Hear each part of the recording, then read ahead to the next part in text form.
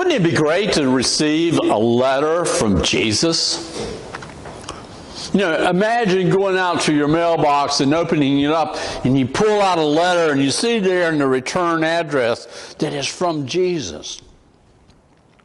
And your hands would be shaking as you begin to tear open the flap and to pull out the letter. And you would wonder, is it good news? Has Jesus heard my prayers? Or maybe it's not so good. Maybe Jesus knows some of that darkness that's hiding in my heart. You know, from a human perspective, there can be a good and bad side to an all-knowing God.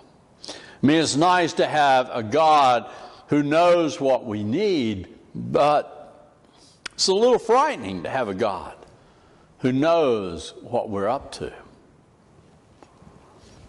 Now, of course, in the first century, a letter would not have arrived in a mailbox.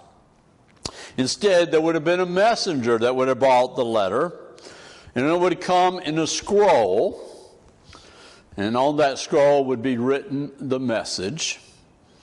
And when the messenger and the scroll arrived in the city, word would begin to spread fast, especially among the Christians in the case that we're talking about today. And they would all come running and they would assemble because they would want to hear what Jesus has to say to them. And then the messenger would have read the letter to the assembled crowd. There would have been no thought about taking this letter out to a private, secluded place and contemplating what was said, because the letter was to the church, not to individuals. Now, today in our trip to the 7 ancient churches in Asia Minor, or modern-day Turkey, that we hear about in Revelation, we're going to stop at Smyrna. The city is located along the coast, about 40 miles as the crow would fly from Ephesus, the city we visited 2 weeks ago. And of the 7 cities that Jesus sends a letter to in Revelation, this is the only city that still exists today. However, his name has been changed to Izmir. So you won't find it on a map unless you look under the other name. Now, if you remember from 2 weeks ago, Ephesus put so much attention on doing right and on hating evil that they lost the love that they once had.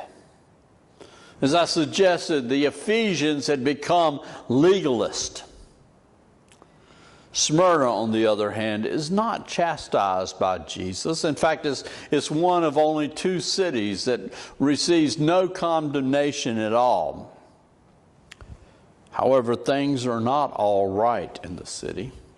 The Christians there are poor, they face persecution, and according to the letter, it's not going to get better anytime soon. So let's listen as I read from the 2nd chapter of Revelation, verses 8 through 11. And to the angel of the church in Smyrna write, these are the words of the first and the last who was dead and who came to life. I know your affliction and your poverty, even though you are rich. I know the slander on the part of those who say that they are Jews and are not, but are a synagogue of Satan. Do not fear what you're about to suffer. Beware, the devil is about to throw some of you into prison so that you may be tested, and for 10 days you will have affliction. Be faithful until death, and I will give you the crown of life. Let anyone who has an ear to what the Spirit is saying to the churches. Whoever conquers will not be harmed by the second death. This is the word of the Lord. Thanks be to God. Smyrna in the first century was a rich city. Like Ephesus, it too was a seaport. There was about 100,000 inhabitants, significantly smaller than Ephesus, yet the city had some bragging rights. It was believed to be the birthplace of the ancient poet Homer. The city obtained the status as the first city of Asia from Rome, a designated given to the city because they had been Rome's ally, going all the way back to Rome's wars with Carthage. Smyrna was the first city of Asia to build a temple for the Roman goddess Romus. And by the time of John's revelation, the city was also the center for emperor worship. A temple in honor of Emperor Tiberius stood in the city. With its strong ties to pagan and emperor worship, Christians in the city, they suffered. As a persecuted minority, they were unable to enjoy the economic prosperity of their neighbors. Making life even rougher for Christians in Smyrna was a significant Jewish population. The Roman Empire protected certain minority religions, including the Jews. You might remember that this special status allowed the early church to quickly grow throughout the empire. And as we see in Paul's encounter with Jews in Corinth, the Romans did not want to interfere when there was a dispute between Christians and Jews. And this was because early on, the Romans saw the two as kind of a part of the same cult. They put them together. But as the first century wore on, the two began to be seen as different faiths. Mainly because those of the Jewish faith didn't want to have anything to do with the Christians, those who had accepted Christ. This was especially true after the Jewish revolt in Palestine, which resulted in the destruction of the temple in 70 A.D.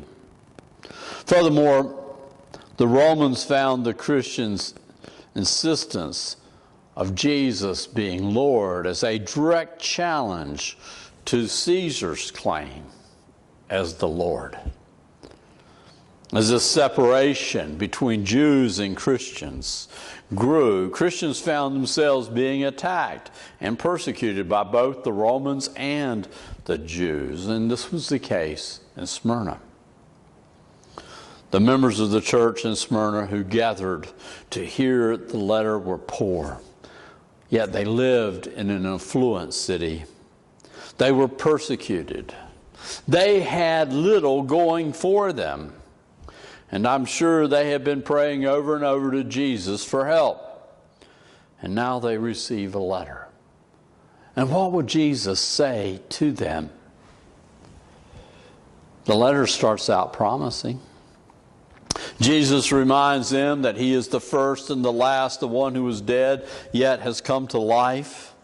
These letters always start with a description of Jesus, and here we're reminded of his death and resurrection, which will become more meaningful as the letter continues. Jesus assures the Christians in Smyrna that he knows what they have been enduring. Yet he says that they are rich. Of course, this doesn't mean that they are rich by banking standards. Certainly, they're still at the bottom of the economic ladder when it comes to the income or wealth. But they are rich because they know what is true. They are rich because their faith is strong. They are rich for the gospel is clear that the last shall be first. Then the letter continues, warning the faithful in Smyrna of what's coming. Those listening to this letter, I'm sure, are hoping that Jesus is going to make everything better immediately. But now they learn that the city's Christians are going to be enduring even more persecution. They are told not to fear, even though some of them will be thrown into prison and others will die. They're not to fear because the one who was dead but now is alive will grant them, if they lose their lives, the crown of life. Smyrna is a city known for persecution. In the next century, Polycarp, bishop of Smyrna, becomes one of the most famous martyrs when he is burned to death during the reign of Emperor Marcus Aurelius for refusing to renounce Christ and to worship the emperor. The sufferings of those in Smyrna which have been going on are only going to get worse. This isn't the type of letter I'm sure most of them were wanting to hear. We must admit, our world is different. We have a hard time seeing ourselves in the mirror. And yet we know that the church continues to suffer in the world. And we don't see ourselves there. It's often cited that there were more Christian martyrs in the 20th century than in the previous 19 centuries combined. And the 21st century is off to a good start, another good start. For much of the church, and if we take Paul's writing seriously as the church is one body, Smyrna is the norm. Much of the church in the world is poor. And in many places, the church is persecuted. The prosperity of the Christian church in North America and Europe is not the norm for Christians. As rich Christians, we had better stand with our brothers and our sisters around the globe who struggle to make a living and to survive persecution. So let me suggest 3 things that we might learn from the church in this letter. First, faithfulness does not mean an easy life. Too often we think if we just accept Jesus, it's going to be all right. That's nonsense. Such teachings goes counter to the gospel. Jesus tells us if we're truly followers of Him, we're going to be hated. And yet, He also tells us we're not to hate back. We're not to hate those who hate us. No, we're to love our enemies. In Smyrna, those Christians listening to this letter learn that Satan's attacks are going to intensify, that their faith is going to be challenged, but they're to hold fast. I don't know that we really know what it means to have our faith challenged. I mean, American Christians often act like we're persecuted when someone doesn't say, or when someone says Happy Holiday instead of Merry Christmas. But think about what's happening to Christians in places like Iraq and Iran, Palestine and Pakistan, Nigeria and North Korea. Living with prosperity, we should remember that being a follower of Christ doesn't mean that everything is going to suddenly be easy for us. If we learn from this lesson, we won't be surprised. And we won't lose our faith when things don't go the way that we want. We got this belief that there should be a solution to everything. And if we just do what is right, we're going to be okay.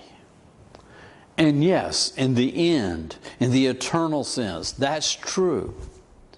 But in the short run, there will be difficulties. The second thing to take from this letter is a warning not to compromise the gospel to fit into the larger culture. First century Christians were being challenged to worship the emperor and to stick with their Jewish roots and forget about Jesus. But we must remember that our allegiance isn't to a nation nor is it to a peer group. It is to Jesus Christ and Him alone. The third thing, society should not define success for us. By common definition, Smyrna was a rich city. People had money. The per capita income was high. Success was having a villa overlooking the sea and operating a thriving import business. Success was eating rich foods and drinking fine wine. Success was wearing colorful tunics and fashionable sandals. But the Christians of Smyrna lived in the slums. They were overworked and underpaid. They went hungry. They were lucky to have clean water to drink. You can almost imagine them in rags and in bare feet. Yet they were faithful. And because they're faithful, they were successful. Or as Jesus says, they are rich. As Christians, we should resist external definitions of success, because such ideas will mislead us and cause us to place too much value on the wrong kinds of things. Things that Jesus warns that will rust and rot and be stolen. Instead, we're to store our treasures in heaven. To sum up this message to Smyrna, be faithful to Jesus. It may lead to trouble in the short run. However, in the long run, it is the only insurance we have of any value. Amen.